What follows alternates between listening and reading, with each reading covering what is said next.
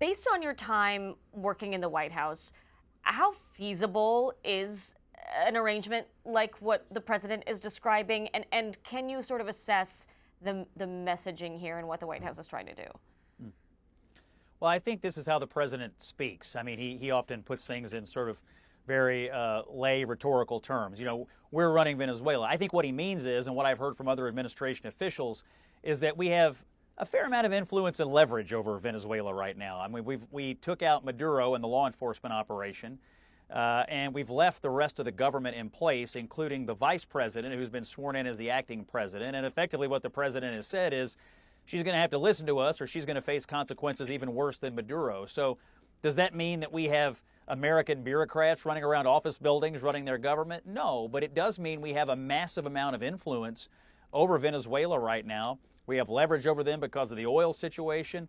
And obviously Marco Rubio and the national security team, I would assume, are in daily contact with the remaining Venezuelan government to ensure that they're doing the things with us that we want them to do. And if they get off the rails, well, they've seen what we can do to Maduro. So when I hear the president say we're running Venezuela, what I hear him saying is we're improving Venezuela. We're encouraging Venezuela to be an improving commodity in the Western Hemisphere. I ultimately believe they're going to have elections in Venezuela at some point and give the Venezuelan people a chance to elect a government that's not illegitimate because, you know, we never recognize Maduro or his regime as a legitimate governing part of Venezuela anyway. But hopefully that'll come at a point when the Venezuelan people and the infrastructure there can handle it, because I think the Venezuelans give a deserve timeline chance for that? Because I did, Scott, I asked Caroline Levitt at a press briefing this week whether there was a timeline for elections, if the president would commit to making that happen in the next 12 months or so, and she said there is no timeline, and of course the president has said it's too soon. Should they give a more specific, clear plan for that?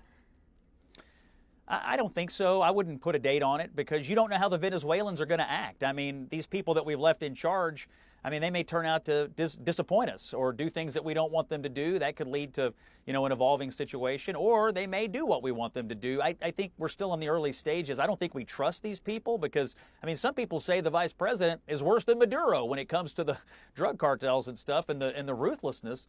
But I think it's too soon to tell how it's all going to shake out. I think right now, as long as we say we have a commitment to elections in the future when Venezuela is capable of handling it, and frankly, when they're, you know, sort of aligned with American interests, that's good enough for me, and I think it'll be good enough for the American people. Now, if this goes on 2, 3, 4, 5 years, we'll have a problem. But, you know, we're just in a few days since we did our operation, so I think a timeline right now would be premature.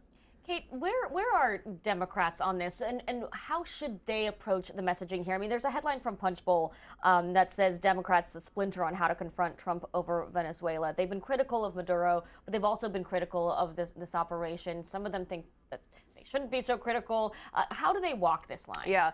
I think the most effective argument for Democrats to be making on this is to be arguing that Trump has taken his eye off the ball on bringing prices down for people at home, that he's taken his eye off the economy domestically. You know, for most Americans, debates about whether or not we should have gone into Venezuela are not about these competing factions in terms of foreign policy worldview. It's not, most Americans aren't thinking like, I'm an anti-interventionist, like, well, you know, no, I'm a neoconservative. Most people are not thinking about these things in the same terms that are being discussed in Washington. So not to interrupt you, but I think, you know, for Democrats, there are a lot of important lines of questioning here, including obviously the legality of whether the president's actions were constitutional or not.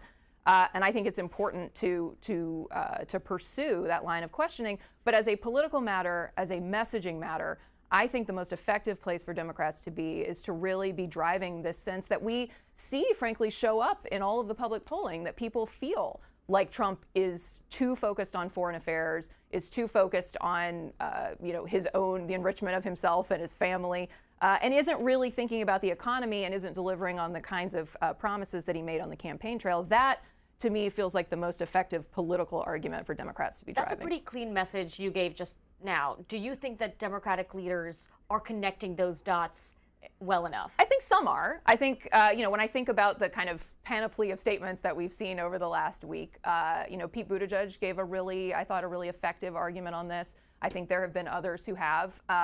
You know, it is a big, significant foreign policy muscle movement, and understandably, people have their own individual lines of criticism. But I think for those who are driving the political message for the Democrats, that's where they should be. Some, I think, are doing it effectively. I suspect as time goes on and questions begin to emerge about what our role in running, or as Scott says, improving Venezuela may be, I suspect there may be ample opportunity for Democrats to further that message, and I really think that's where their focus should be. Scott,